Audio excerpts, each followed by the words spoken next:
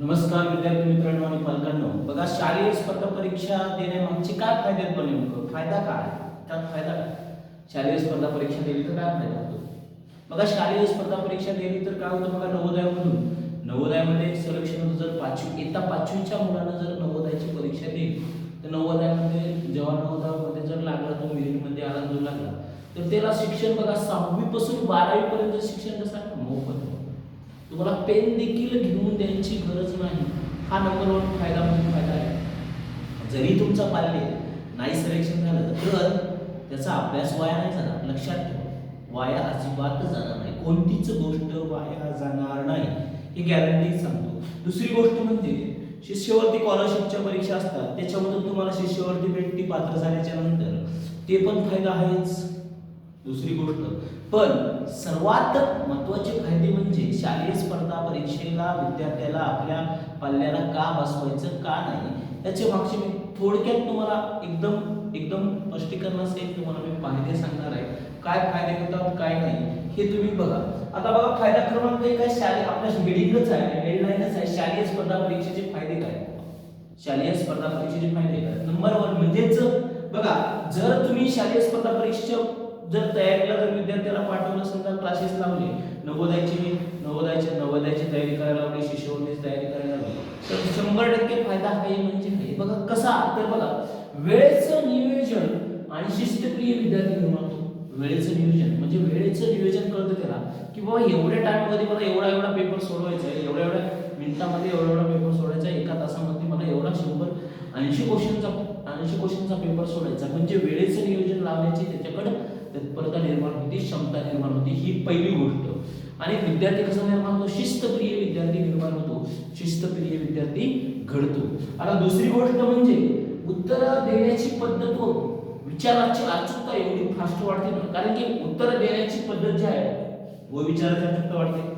कारण की एखादी संकल्पना इथं स्पष्ट झाल्याच्या नंतर त्याला संकल्पना समजली तर ते उत्तर देण्याची जी पद्धत आहे त्याची अचूक असते, विचाराची अचूकता पण अचूकता असते.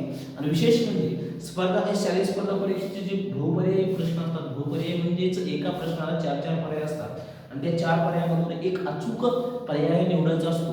त्यामुळे त्यांच्या विचाराची अचूकता एवढी परफेक्ट होती की सांगायलाच नको. दुसरा फायदा झाला हा. आता तिसरा फायदा बघायला गेलं तर बघा, स्पर्धा परीक्षेचा बेसिक पाया पक्का होतो 100%.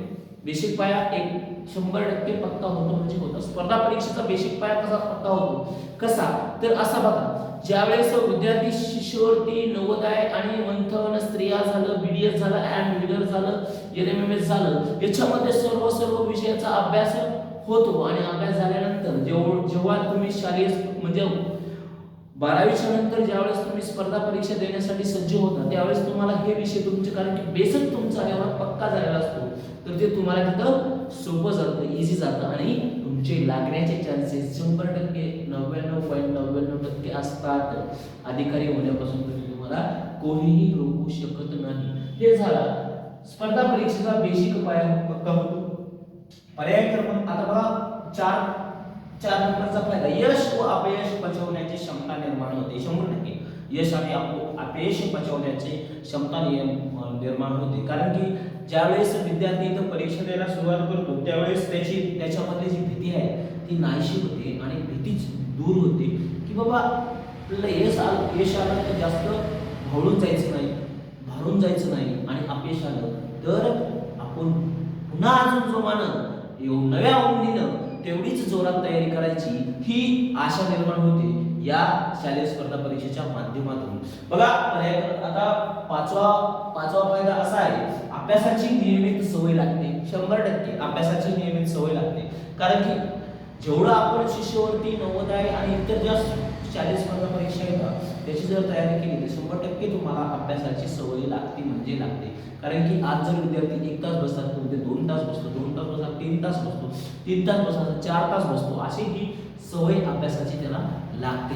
म्हणजे तुम्हाला त्याला असं बळजबरीने बसवण्याची गरज लागणार नाही. बघा, हे झाला शालेय स्पर्धा परीक्षेचा फायदा. बघा, 6 नंबर, स्पर्धा परीक्षेची भीती नाहीशी होते. हो, 100% भीती नाहीशी होते. त्याला कोणतीही परीक्षा देऊ द्या, एमपीएससी देऊ द्या, यूपीएससी देऊ द्या, किंवा जेवढ्या काही परीक्षा असतात बँकिंगच्या असू द्या, सर्व सर्व सर्व तुमची त्याच्यामधली भीती नाहीशी होते. पेपरला गेला नसता घाबरून चाललाय, भरपूर अभ्यास आहे पण घाबरून चाललाय आणि पेपरमध्येच येणार नाही असं होत नाही. त्यामुळे शालेय स्पर्धा परीक्षेचा हा 100% फायदा आहे, कारण त्याच्यामध्ये भीती नाहीशी होती आणि काय वाढतो, आत्मविश्वास वाढतो. त्यामुळे सांगतो आत्मविश्वास वाढतो. त्याच्यानंतर बघा स्मरणशक्ती वाढते, स्मरणशक्ती वाढते 100% वाढते, कारण त्याला आकलन त्याचं आकलन एवढं परफेक्ट झालेलं असतं. स्मरणशक्ती वाढते म्हणजे अभ्यास करत एखादी गोष्ट परत केल्याने ती स्मरणशक्ती वाढत चलते. हे झाला फायदा. आणि आता निर्णय घेण्याची क्षमता वाढते, स्वतःचा निर्णय घेण्याची क्षमता वाढते. बाबा काय केलं, काय चांगलं आहे, काय वाईट आहे, कोणती गोष्ट चांगली आहे, कोणती वाईट आहे गोष्ट, ही निर्णय घेण्याची क्षमता वाढते. म्हणजेच एखादा प्रश्न आला तर कसा टॅकल करायचा, कसा नाही व्यवस्थित, ओके आपण कुठं म्हणजे संयम कुठं बाळगला पाहिजे, संयम कुठं न बाळगला पाहिजे, ही सवय लागते.